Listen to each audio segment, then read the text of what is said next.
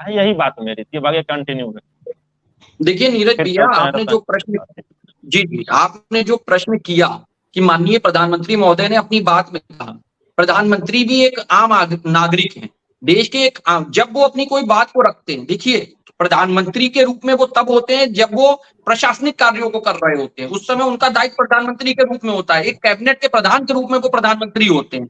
लेकिन जिस समय वो आम जनमानस के समक्ष अपनी बात को रख रहे होते हैं तो वो एक आम पॉलिटिकल लीडर भी होते हैं। और जब क्या क्लोजर रिपोर्ट जो दी गई है लीडरशिप को, या जो विभिन्न नेताओं को क्लोजर रिपोर्ट दी गई है, क्या मोदी जी ने दी है? वो उसी इन्वेस्टिगेशन कमेटी के द्वारा दी गई, उसी अधिकृत संस्था के द्वारा दी गई है जिस संस्था ने इस तरीके की जांच की। आपने केवल उन 25 लोगों का नाम, जो कि आप एक सम्मानित न्यूज चैनल का या न्यूज़पेपर का ब्यौरा दे रहे हो कि जिन लोगों को लीडरशिप के रूप में जाना जाता है, उन 25 लोगों का आप नाम दे रहे हो, क्या केवल उन्हीं 25 लोगों को? आप आंकड़े उठा के देखिए, बहुत से ऐसे मामले हैं, बहुत से ऐसे लोग हैं जिन मामलों में एफआईआर लगती है, बहुत से ऐसे मामले हैं जिनको स्पंज कर दिया जाता है, बहुत से ऐसे मामले हैं जिनमें क्लोजर रिपोर्ट लगाई जाती है। ये अन्वेषण का एक प्रक्रिया होती है, और उस प्रक्रिया में जो संबंधित जांच एजेंसी होती है, मैं ये नहीं कहता हूं सीबीआई है, ईडी है, पुलिस भी है, और भी विभिन्न एजेंसी है जिनके द्वारा जब अन्वेषण किया जाता है तो सीआरपीसी के अंतर्गत और विभिन्न संवैधानिक प्रावधानों के अंतर्गत क्लोजर रिपोर्ट भी लगाई जाती है, उनको स्पंज भी किया जाता है, और उनमें चार्जशीट भी दाखिल की जाती है। जब अन्वेषण का परिणाम निकलता है, उसी के आधार पर तो अगला कार्रवाई करेगा। आप उसमें यह कह देना कि वो भारतीय जनता पार्टी में या एनडीए गठबंधन के घटक दल के रूप में आ गए, क्लोजर रिपोर्ट लगा दी गई, ये स्वीकार नहीं। अब आते हैं श्रीमान केजरीवाल जी के ऊपर। देखिए, सबसे बड़ी बात है, केजरीवाल जी भ्रष्टाचार के खिलाफ आवाज उठाकर सत्ता में आए थे, और आज उसी कांग्रेस के साथ में, जिसके खिलाफ में आवाज उठाकर वो सत्ता में आए थे, उसी कांग्रेस के साथ वो गलवैया कर रहे हैं, उसी कांग्रेस के साथ गठबंधन करके वो सत्तारूढ़ है। आज वही कांग्रेस उनकी बहुत सगी बनी बैठी है। तो कहीं ना कहीं अगर आप भ्रष्टाचार के खिलाफ आवाज उठाकर आए तो आपको भ्रष्टाचार ये भी दिखाना पड़ेगा कि मैं भ्रष्टाचार से परे हूं। आपको भी एक महबूबा मुफ्ती के साथ में सरकार किसने बनाई थी? महबूबा मुफ्ती के साथ में सरकार किसने बनाई थी?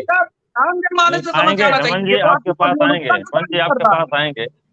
देखिए ये एकदम केजरीवाल जी की पदोन्नति के विषय को इंगित कर रहा है। बिल्कुल बिल्कुल बिल्कुल आपने सही कहा है। जो बात आपने कहा है इसका जवाब तो देंगे हेमंत जी देंगे और रतन जी भी देंगे, लेकिन आपकी एक दो बातें बीच में बोल के फिर चलते हैं रतन जी के पास। आपने बिल्कुल सही कहा है कि जो चीजें हैं कि अरविंद केजरीवाल कांग्रेस को गाली देते थे, आप भी जानते हैं कि राजनीति में न कोई आखिरी पार्टी होती है, न कोई आखिरी शब्द होता है, और जो एक दूसरे से सत्ता है वह विचारधारा का मेल नहीं होता है, सत्ता पाने की और संभावना लोलुपता होती है। अगर राष्ट्रीय लोकदल का भी अगर कहा जाए तो राष्ट्रीय लोकदल ने भी विधानसभा चुनाव में अखिलेश जी के साथ में क्या क्या कहा था और जयंत जी ने क्या कहा था वो आपको भी याद है। लेकिन चलिए, गठबंधन धर्म का अनुपालन है, मैं इस पर नहीं बोलूं, उससे अब चलना चाहूंगा मैं रतन भाई के पास। रतन जी, आपने देखा कि बहुत ज्यादा आरोप लगे, अमित भाई ने भी लगाया है और अंकुर भाई ने भी लगाया है, लेकिन आपसे भी हमारा वही प्रश्न है कि क्या इस बार 400 पार का जो दावा कर रही है भारतीय जनता पार्टी वो सत्य होगा, या जो राहुल गांधी और अखिलेश यादव के द्वारा जो मिलकर प्रेस कॉन्फ्रेंस किया गया कि 150 पार नहीं करेगी भारतीय जनता पार्टी और एनडीए गठबंधन, इस पे आप अपनी बात रखें। सबसे पहले और सबके सवालों को आपने सुना ही हो, और हमारे दोनों मित्रों को या तीनों मित्रों को मैं प्रणाम करता हूँ। देखिए, मैं अमित जी की भी बात सुन रहा था, अंकुर जी की बात सुन रहा था, हेमंत जोशी जी की बात सुन रहा था। अमित जी तो भारतीय जनता पार्टी की वकालत करते हैं, लेकिन वकालत करते करते यह नहीं बताते हैं कि हमने नल तो दिया लेकिन नल में पानी तक नहीं दिया। यह भी नहीं बताते हैं कि हमारे प्रधानमंत्री जब गुजरात